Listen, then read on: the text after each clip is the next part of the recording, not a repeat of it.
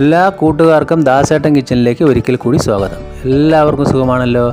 എല്ലാവർക്കും എൻ്റെ സ്വാതന്ത്ര്യദിന ആശംസകൾ. ഇന്ന് ഞാൻ ഉണ്ടാക്കാൻ പോകുന്നത് ഒരു മുട്ട ഗ്രേവിയാണ്. വറുത്തരച്ച മുട്ട ഗ്രേവി.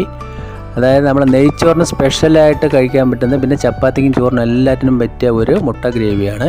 വീഡിയോ ഇഷ്ടപ്പെട്ട് കഴിഞ്ഞാൽ ഒന്ന് ലൈക്ക് ചെയ്യുക. ആദ്യമായിട്ട് കാണുന്ന കൂട്ടുകാരുണ്ടെങ്കിൽ ഒന്ന് സബ്സ്ക്രൈബ് ചെയ്ത് ബെല്ലൈക്കൺ അമർത്തി ഓൾ എന്ന ഓപ്ഷൻ കൂടി കൊടുക്കുക. അപ്പോൾ ഞാനിവിടെ ഒരു 5-6 മുട്ട പുഴുങ്ങാൻ വെച്ചിട്ട് അതിലേക്ക് അല്പം ഉപ്പിട്ടിട്ട് മീഡിയം ഫ്ലെയിമിലിട്ട് നമുക്ക് മുട്ട പുഴുങ്ങിയെടുക്കാം.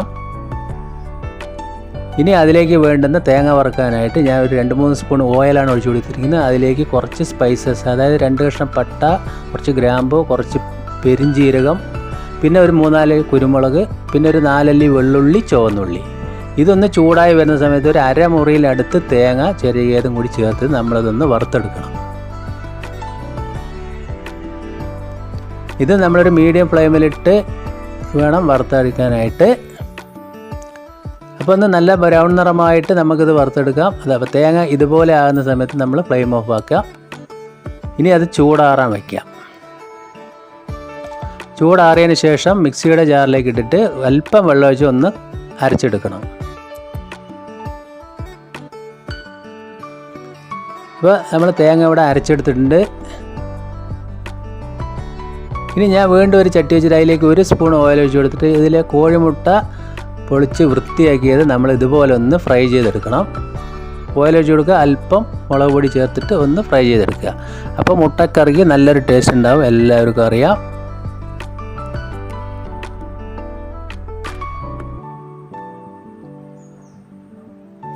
അപ്പോൾ മുട്ടയൊക്കെ ഇതുപോലെ ഒന്ന് ഫ്രൈ ആയിട്ട് വന്നിട്ടുണ്ട്. അത് വേറൊരു പാത്രത്തിലേക്ക് നമുക്ക് മാറ്റി കൊടുക്കാം.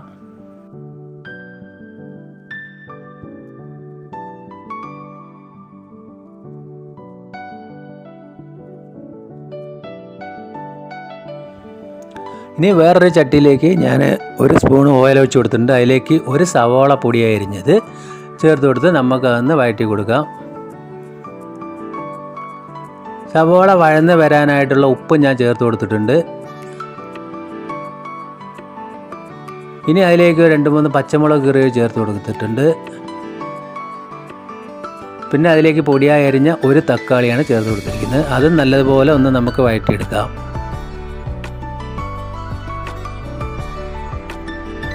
ഇനി തീ ഒന്ന് ലോ ഫ്ലെയിമിലിട്ടിട്ട് നമുക്ക് അതിലേക്ക് പൊടി ചേർത്ത് കൊടുക്കാം. ഒരു 1.5 സ്പൂൺ മല്ലിപ്പൊടി, 1 സ്പൂൺ ഫുള്ളായിട്ട് മുളക് പൊടി, പിന്നെ ഒരു 1/4 സ്പൂൺ മഞ്ഞൾപ്പൊടി ചേർത്ത് നല്ലതുപോലെ ഒന്ന് ഇളക്കി പച്ചമണം മാറിയതിന് ശേഷം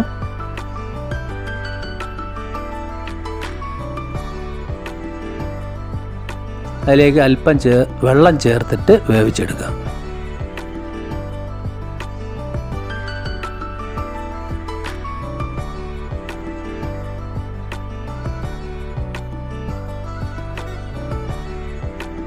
അപ്പോൾ ഇനി ഗ്രേവിക്ക് ആവശ്യമായ ഉപ്പും കൂടി ഞാൻ അതിലേക്ക് ചേർത്ത് കൊടുത്തിട്ടുണ്ട്. ഇനി അതിലേക്ക് അരച്ച് വെച്ചിരിക്കുന്ന തേങ്ങയും നമുക്ക് ചേർത്ത് കൊടുക്കാം. നല്ലൊരു ടേസ്റ്റ് ആയിരിക്കും. എല്ലാവരും ഒന്ന് ഉണ്ടാക്കി നോക്കണം. മിക്കവാർക്കും ഇതറിയാം, എന്നാലും നമ്മളിതൊന്ന് പറഞ്ഞാണ്. സ്പെഷ്യലായിട്ട് നെയ്ച്ചോറ്, പൊറോട്ട, ചപ്പാത്തി, അപ്പം എന്നിവയ്ക്ക് നല്ലൊരു ടേസ്റ്റായിരിക്കും ഈ വറുത്തരച്ച മുട്ടക്കറി. അപ്പോൾ ഗ്രേവി എല്ലാം തിളച്ച് ആ ഉള്ളിയൊക്കെ ഒന്ന് വേകുന്നവരെ നമുക്കതൊന്ന് 2 മിനിറ്റ് അടച്ചു വയ്ക്കണം.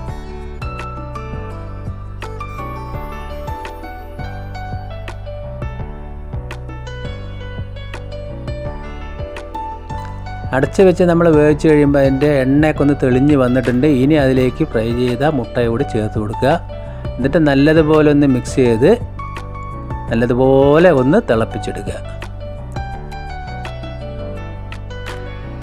ഇപ്പം നല്ലപോലെ തിളച്ച് എണ്ണയൊക്കെ തേണില്ല, തെളിഞ്ഞ് വന്നിട്ടുണ്ട്. ഇതൊരു മിനിറ്റ് കൂടി ഞാൻ ഒന്ന് അടച്ചു വയ്ക്കുന്നുണ്ട്.